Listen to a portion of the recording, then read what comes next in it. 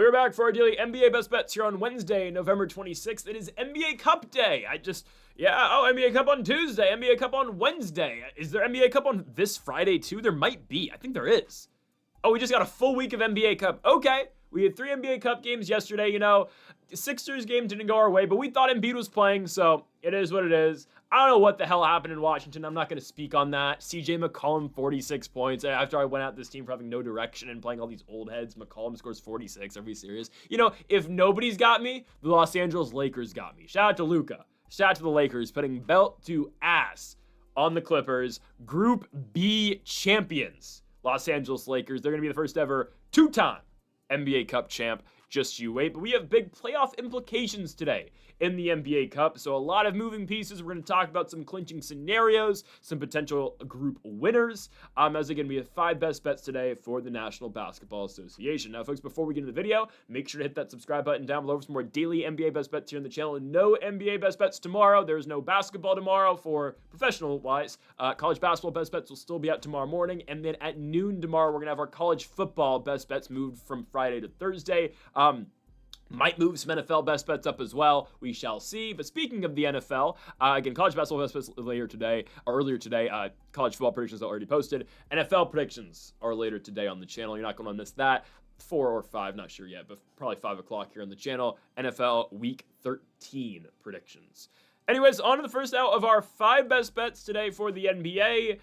Okay, we're jumping on the Pistons winning streak bandwagon. Minus 145 for Detroit. Don't love minus 145. That's usually the max, the cap I ever bet.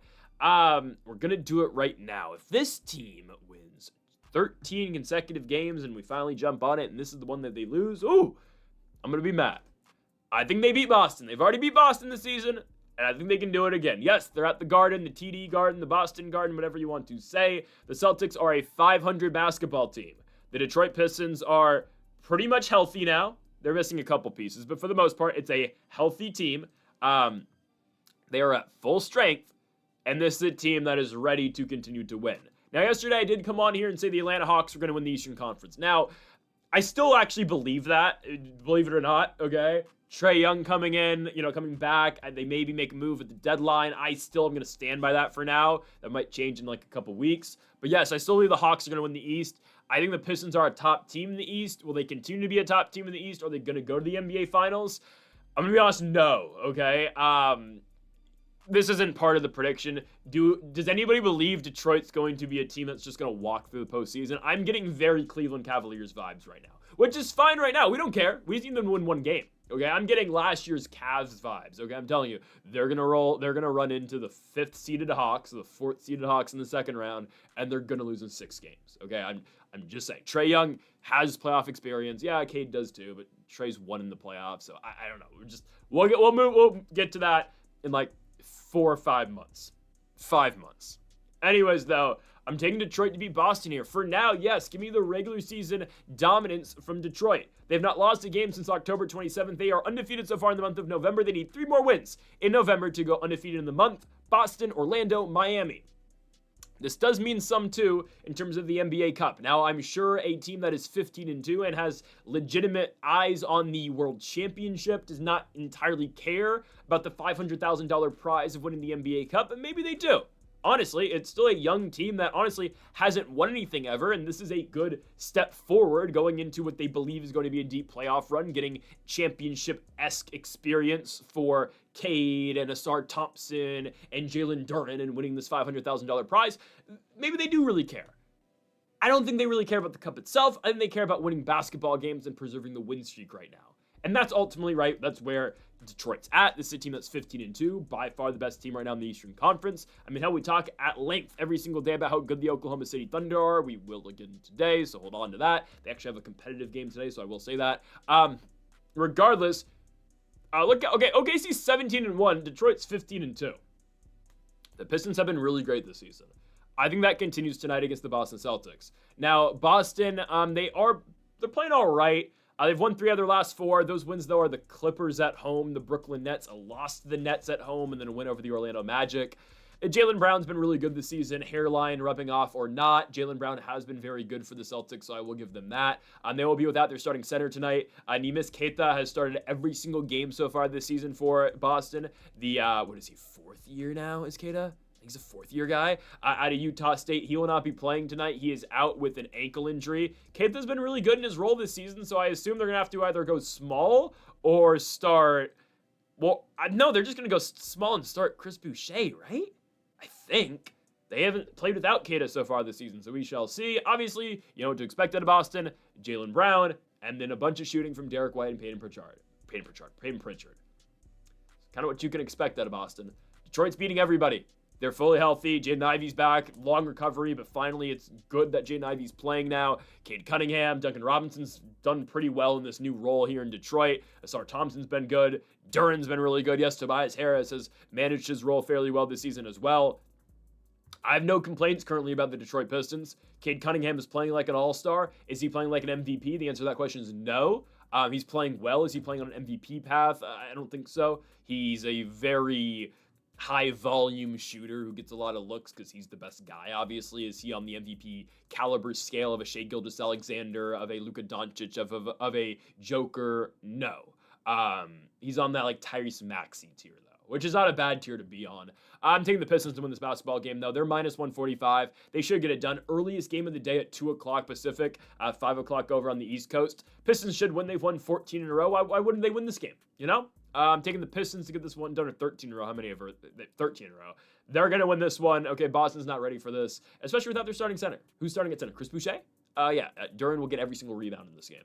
Give me Detroit on the road, minus 145. This means something for the NBA Cup. They win, and you now get a winner-take-all game on Friday in Detroit against the Orlando Magic. Winner wins Group B. Loser likely gets the wild card. Probably. But still. You want the home game in the NBA Cup. So give me Detroit here to win this one at minus 145. On to our second best bet of the video. Yes, the Thunder's game tonight. The Thunders. I guess that's the plural. The Thunder game tonight actually is kind of competitive. At least on paper it's going to be. Will it actually be?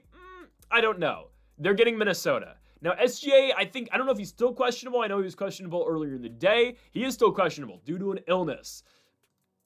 SGA is going to play. If he doesn't, whatever, we'll just void this. And if he does, this is going to add to the mystique and to the aura of Shai Gilgeous-Alexander. This was his NBA Cup flu game. I believe he's going to play. It's a big game. I do believe OKC, obviously, like Detroit, has their eyes set on the championship this year. At the same time, I do believe they legitimately want to break the Warriors record. And I said this after like the second game of the season. I think they're going to. I think, I think I said 75 wins earlier in the season. I think we might need to talk about 76, 77 wins. I don't know, man. They've played every good team so far other than Denver, and they'll get the Nuggets, I think. When do they get? They don't get the Nuggets until next year? Oh my goodness. But who beats this team?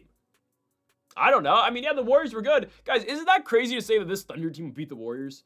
The one, obviously the 73-9 Warriors. I feel like that's a discussion on Twitter right now, and everyone's saying, oh, you're crazy if you think the Thunder would beat them. Guys, we're watching the Thunder right now. They're not at full strength right now. Their other all-stars not playing. Jalen Williams is out. And they're 17-1. I'm just saying, guys, the Warriors, they were great. Their bench unit was not that good. And they overworked a lot of those starters in the regular season. And obviously, there was a different age of basketball, right? Guys would play back-to-backs consistently. Load management wasn't a thing, for better or for worse. But OKC's second unit would give that Warriors team work. I'm not saying they'd sweep them in a 7-game series. All I'm saying is OKC would win the 7-game series. This OKC team beats that Warriors team in the 7-game series. And I watch both these teams, okay? I'm not, trust me, I believe that. I believe OKC would win the series. And I think I'll be proven right when OKC probably wins upwards of 75 games at the end of the season.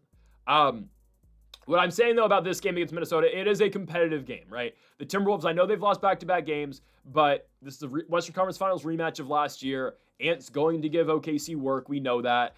Still, though, this is not about the spread. OKC should cover 8.5 points. The Thunder should win.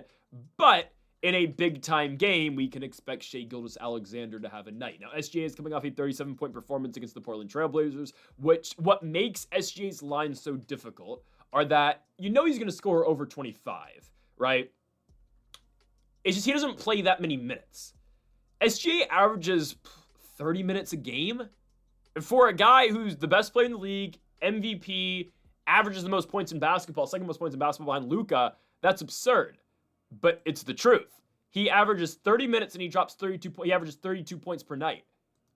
Is that not a crazy line? I mean, it's because they don't need him to play fourth quarters. If he needed to play fourth quarters, he would average, 37-ish minutes a game. Probably less than that, but probably like 35-ish. Because obviously they just, they go for the kill late in the third quarter and just leave Shea out there and he just doesn't have to play the fourth quarter. But these are just absurd numbers. And this is why, again, we're going to have the same debate this year. Oh, is it SGA's the MVP? Is it Jokic? It's pretty obvious the guy whose team's going to break the wins record this season. And I know, look at Denver. They're 13-4. They have the same record as the Lakers. So Luka should be right in that conversation as well. But no, it's Jokic and Shea again. Luka should be right there too. Anyways, though, SGA is the best player in basketball. And I love Luka. I think Luka is the best offensive player in basketball, but obviously you bring in the defensive side of things with Gilgeous-Alexander. Regardless of all that, though, SGA over 31.5 points tonight. We're assuming this game is going to be a little closer. And we're assuming SGA is actually going to have to play the first half of the fourth quarter. Now, he's going to get to sit out the second half of the fourth quarter because the game's going to be over by then. But I do believe the Thunder are going to actually have to manage Gilgeous-Alexander's minutes a little bit to the point where, okay, we need you for a stretch in the fourth. And we need you for, this is going to sound crazy, we need you for 34 minutes tonight, 36 minutes instead of 30. I mean, SGA has played 36 minutes once in the month. He's played over 35 minutes twice in the entire month of November. Once against Memphis, once against the Kings. That is craziness. Most games, more games than not, he plays less than 30 minutes. And he averages 32.5 points per game. Oh my goodness. He's not getting pulled early in this one. Yes, Minnesota's going to, there's going to be emphasis guarding Shea. That doesn't really matter. Every team tries to stop the MVP. Games in OKC. Gilgeous-Alexander is coming off a 37-point performance against the Portland Trail Blazers in a game in which he only played 30 minutes. If he plays 35, this should be automatic. And okay, yes, he's questionable to play with an illness. Well, if he doesn't play, I'll be damned. We'll avoid this. That's why I'm not picking the spread here for OKC, where it's actually at a discounted price at -8.5. We're going with Shea's over. If he plays, he's gonna be. I mean, yes, he might be sick. That doesn't affect him getting the free throw line. That doesn't not affect Shea from hitting his mid-range shot, which is automatic. And oh, by the way, again, he has a 3-point ball now. He's got a pretty good 3-point ball. Guys, Shea Gilgeous-Alexander is a 42% 3-point shooter this season. He's a 50% 3-point shooter in the month of November. Yes, he only averages like 4 threes a game. He shoots 50% from beyond the arc. It's the one part of the game where you always said with Shea, he's great, there's no 3-ball. At 27, he is now evolved, or he's now, adapted and gotten a 3-ball as well. Or really, again, just made it a very credible 3-point ball and actually a great 3-point ball now. How do you beat this team in the next 5 seasons? I don't know. And now they're going to add AJ DeBonsta in the offseason too. Or a Darren Peterson. DeBonsta fits them better, but SGA over 31.5 points at +100. Next up, we go to a matchup between the New Orleans Pelicans and the Memphis Grizzlies. Give me Derek Queen. There is a potential of no Zach Edey tonight, if I'm not mistaken. Edey is a game-time decision. He is questionable due to a migraine. Must be a pretty bad migraine if this was, obviously marked yesterday and it's still a thing today and we don't even know if he's playing yet. I don't really care if Edey plays or not because Derek Queen is the type of guy where you don't really need him to, it's not like he needs to use his size. Queen is not a big player by any stretch of the imagination. He is 6'9".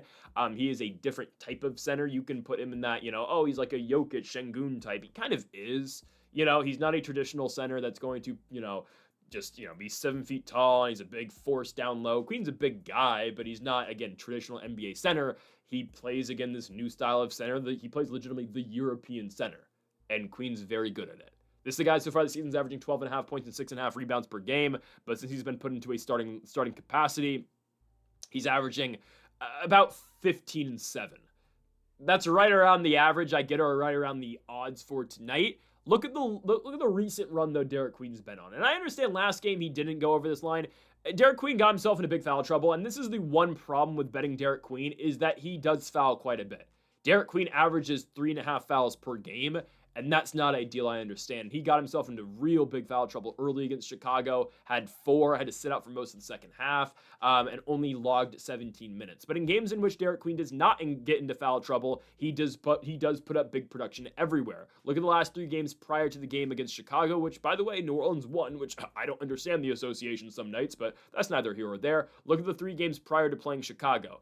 Wednesday, November 19th, a week ago against the Denver Nuggets, 30 minutes for Derek Queen, 12 for 18 from the field, 30 points and 9 rebounds. Yeah, we'll take that. Against Dallas on the road, 32 minutes, 20 points, and 7 boards for Derek Queen. Next game against the Atlanta Hawks at home on Saturday, 20 points, 9 rebounds in 32 minutes again for Queen, 8 for 8 from the free throw line. He's a pain in the ass to deal with because he's a very dynamic and all-around fundamentally sounding good center. That's what Derek Queen's going to do. I mean, Queen has good handles for a center. He's able to drive. He's got a good mid-range shot. He's got a float game, kind of. Yeah, he's got a float game. He can finish up the hoop. He tries to shoot his threes. He'll attempt 1 or 2 per game. It doesn't always go his way because he gets left wide open. So teams are just challenging Derek Queen to hit that shot. We'll just wait until he goes through his Andre Drummond arc and he starts hitting those 3-pointers, and he's even more difficult to deal with. Again, the guy's 20 years old, from Maryland, dude was a hooper last season for the Terrapins. Terrapins desperately miss him this season. But Derek Queen's playing phenomenal basketball so far, and the potential of no Zach Edey tonight means, Jock Landale? Haha, sign me up. Yeah, the Grizz might go with Jaren Jackson on him, and obviously Jackson, former Defensive Player of the Year, I understand. But if it's Jock Landale, who, again, from St. Mary's, great defensive school, I understand. We love how the Gales play defense over there in Moraga. But if it's a Jock Landale matchup, Landale can score, I'll say that. He scored 26 points against Denver, scored 21 against Sacramento. I don't love him defensively, though, against Derek Queen. I really don't. I think it's a good matchup for us there. And again, we're looking at this, for Derek Queen, over 22.5 points and rebounds. I think this is fine. I mean, the way I'm envisioning this game, I'm thinking 20 points for Derek Queen. I think so. I think he'll get in the 20s. I think, again, you look at the last 3 games he had prior to Chicago, we get 20 points. That means, 3 boards? Yeah, he'll get that. Yeah, automatic here for Derek Queen tonight. And hey, New Orleans is playing with some confidence now. I don't know if this is the start of something new, because I watched that Chicago-New Orleans game, and I understand that Chicago Bulls don't play defense. It's been a problem all year long. And, Vucevic didn't play. Yeah, that affects your scoring. Vucevic, I'm going to be honest with you, I know the Bulls have no interior presence. That same thing happens in Chicago with Vucevic on the court, okay? It is a problem. They don't have a backup center, the Bulls do, I believe. Collins is injured, though, right? Zach Collins is out. But still, the fact that they don't have a backup center is a problem, and maybe you guys should get Anthony Davis. Just a thought. Maybe you should actually do that. I know Bulls fans don't want it, but I'm watching this team play. I'm like, where's the defense? Anyways, the Pels are coming off some success, man. I'm watching that game like, how do you beat this team? And I get Chicago doesn't play defense, but everyone's scoring. Zion's looking great. They're getting a bunch of foul calls, too. They outshot the Bulls. The Bulls got up to 32 free throws. Never mind. First half free throw wise it was crazy. But, I mean, everyone's playing well for the Pels. Trey Murphy's hitting his shot. Zion's looking great. Derek Queen in the limited minutes he's playing is looking good. Saddiq Bey's playing well. Jeremiah Fear's a pain in the ass to deal with. Every player on the Pels in that game scored more than 10 points except for Derek Queen, who we know can get going. So there is some momentum building right now for the Pels. Just saying, not saying they're going to win this game against Memphis, but they might, honestly. The way the Grizz are playing, John Morant's is 79 overall now in 2K. I know it's a joke, but still, he's playing like a silver card now in NBA 2K. I don't even know what the ratings are in that game anymore with my team. I haven't played it in years. But anyways, taking back to the good old days of NBA 2K15 when we had dynamic ratings cards. Remember those? Anyways, I'm taking the Pels Derek Queen tonight over 22.5 points and rebounds. The rookie out of Maryland's pretty damn good. So I'm going to go Derek Queen. Next up, let's go into 2 money lines to close the day. 2 underdog plays here on the plus money side of things. I'm taking the Golden State Warriors to beat the Houston Rockets. Sorry, Houston Rockets to beat the Golden State Warriors. My goodness, I messed that up. Taking the Houston Rockets to beat the Golden State Warriors. That just completely went the wrong way. I understand no Kevin Durant, but we were on the wrong side of this equation the other day when we took the Phoenix Suns to cover at home against the Rockets. Boy, I was wrong. I'm taking Houston here. Now, the NBA Cup, I know, again, let's go back to the NBA Cup, but legitimately here, Group C is wide open to the point where these 2 1-2 teams in the Rockets and Warriors legitimately could make a push to be the winners of Group number C, especially with the result that I'm going to go over in just a little bit. Now, Denver is the other part of this equation. Obviously, I'm talking about San Antonio and Portland. We'll get to that in a little bit. Those are the other 2 teams in the NBA Cup, this bracket. Denver does have to play another game. They play on Friday, and the Nuggets are at home against San Antonio. Not a walk in the park. So, Even though both Houston and Golden State are 1 and 2 in the NBA Cup, they can both still win this pretty bad group number C. Regardless of all this, who, by the way, is going to be the wild card in the Western Conference? Oh, it's going to be the losers of Phoenix and OKC are going to get a wild card spot. That's absurd. Oh, no, it's going to be the Timberwolves. If they win. No, the Timberwolves are going to lose today. It's going to be the Phoenix Suns are going to get the 4 seed. Are the Lakers going to be 1? No, they're not. It's going to be OKC. It's going to be Thunder Suns first round in OKC, and then the Lakers will host the Group C winner. I'm not scared of anybody in Group C. I'm not. Portland maybe in their foul calls, but anyways, more on that later. I'm taking the Rockets to beat the Warriors. Kevin Durant is out. KD had a kid? What? I mean, that's shocking, man. I mean, I'm surprised, man. I mean, Kevin Durant's whole life is ball. I mean, his entire life is hoops. Apparently Kevin Durant is having a kid. I don't know if that's confirmed or not, but apparently Kevin Durant has not been playing because I think there was like a baby shower to attend. I don't know if I got, centiled on that one, but maybe that's the case. I don't know. But if Durant actually is starting a family, I'm so surprised. I never thought that would happen. Anyways, because again, the dude's entire life is basketball, and I'm not hating at all. Like that's fire. Regardless of that, though, no Kevin Durant tonight for the Rockets, but they did manage to beat the Suns and dominate a Suns team that's been playing good basketball this season and beat them by 20-plus points. They got a big night out of Amen Thompson, and when is there not big nights out of Amen Thompson, right? Amen Thompson dropped 28, 7, and 8 against Phoenix. The dude is a rising star, and he's only 22 years old.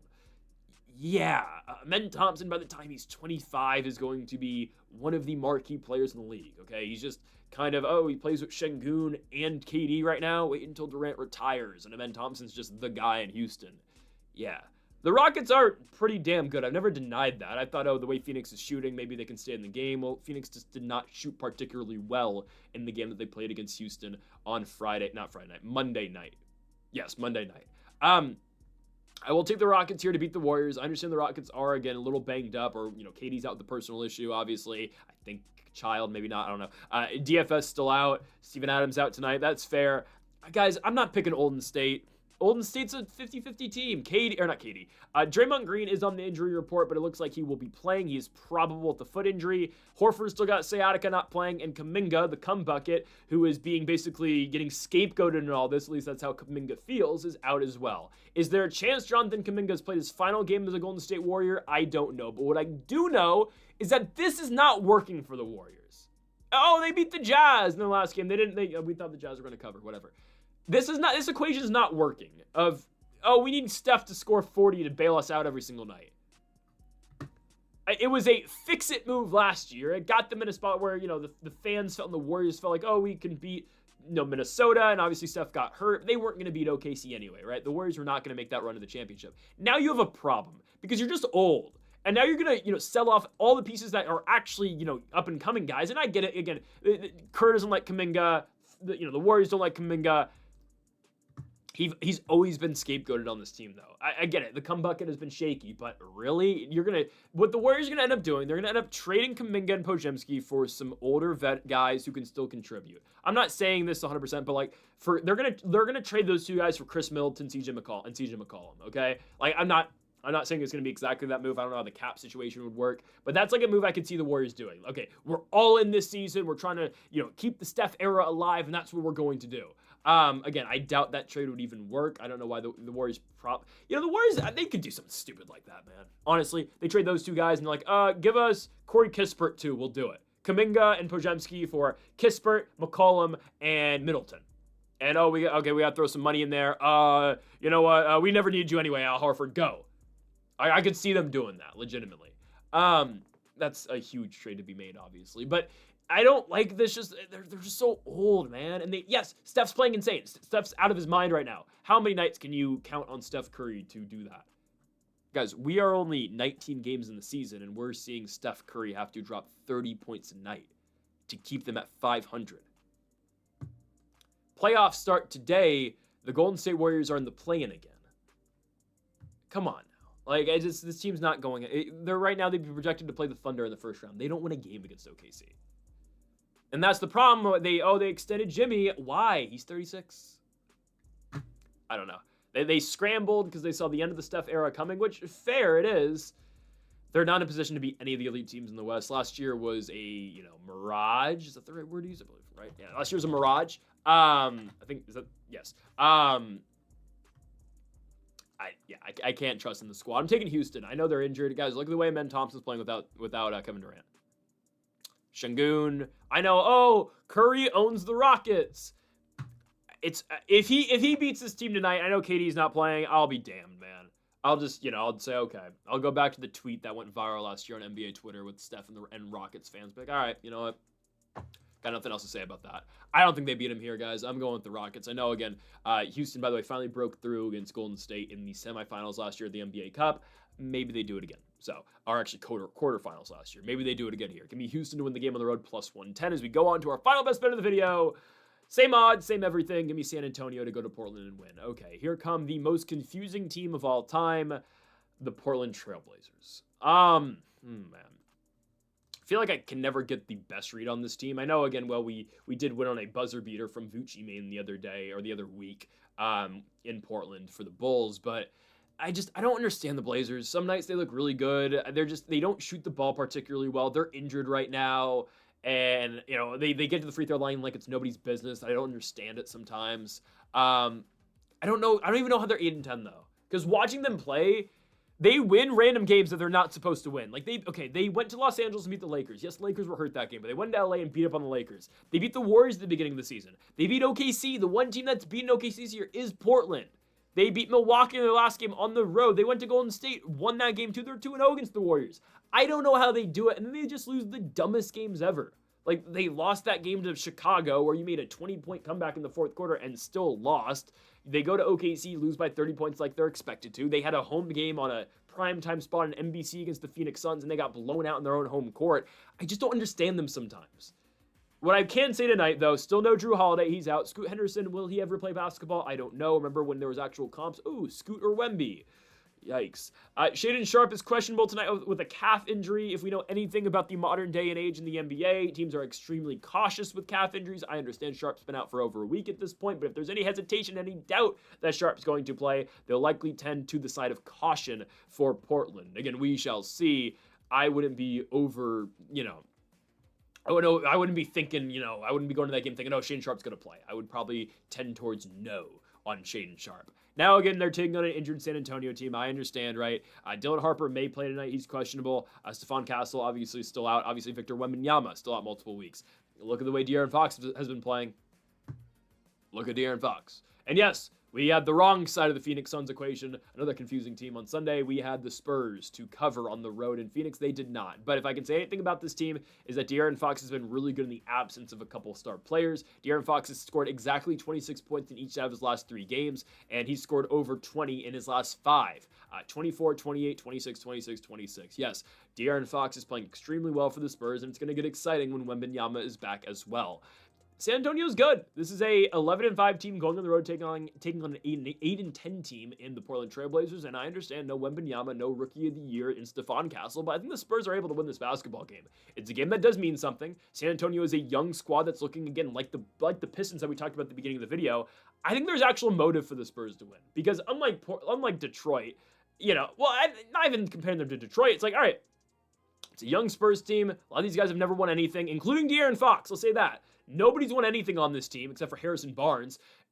Got to win something here, get some positive momentum going into the playoffs. I believe San Antonio, I think they control their own path to win this entire thing. Yeah, they do, because they play Denver. So they play the 2 top teams right now in Group C. They play the 2-1 Blazers and the 2-1 Nuggets. If you are San Antonio, you control your path to go to the second round of the NBA Cup, and you're going to go to Los Angeles to take on the Lakers. If you can win this game, these next 2 games, I don't know if they beat Denver on the road. I would go and side with Denver in that spot. But anyways, I think they're going to get to that opportunity. I think they're going to beat Portland. I know, again, the Blazers, they don't shoot well, but they get on the glass. They get to the free throw line. It's weird. Jeremy Grant's had a random 2 back-to-back good games, especially last night or on Monday. 35 points out of Jeremy Grant. And yes, Donovan Clingan is a problem on the offensive glass. He's really good. And then there's the most confusing superstar, Denny Adjeva. He's not a superstar. He'll probably be an all-star.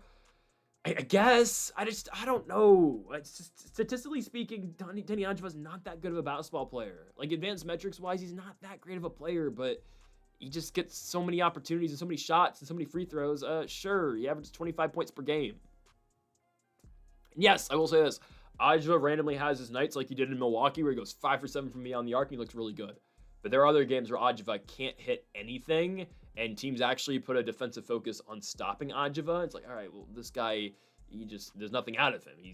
If he can't, teams are completely taking him away. They're putting their best defender on Ajwa. He can't create for his own shot all that well, and he's not that great of a defensive player at all. So, like, what do we got going on with him? I don't know. Ajva's very confusing. He can score. I'll give you that. Not a guy I'd rely on at all. But you can rely on him just to hit 15 free throws a game. It's absurd. That game that OKC lost, by the way, the only game OKC's lost all year long. Yeah, Ajva shot 16 free throws. Like, come on, dude. He outshade Shea. I don't even think Shea's a free throw merchant, so it's whatever. I'm going to be taking San Antonio here. Again, this is a team that I think has a big, need and desire to win. Sure, you can say that about Portland too, but I don't really care about what Portland thinks. I'm going to take San Antonio to win the basketball game, plus 110. I like the plus money late tonight. I think the Spurs will get it done. Again, they control their own destiny in group number C right now, or group lettered C, I guess. Do they beat Denver? Probably not. I think we're looking at a, semifinal round or quarterfinal round of the NBA Cup with OKC hosting probably Phoenix, and Lakers hosting Nuggets in the Western Conference, at least on the Eastern side of things.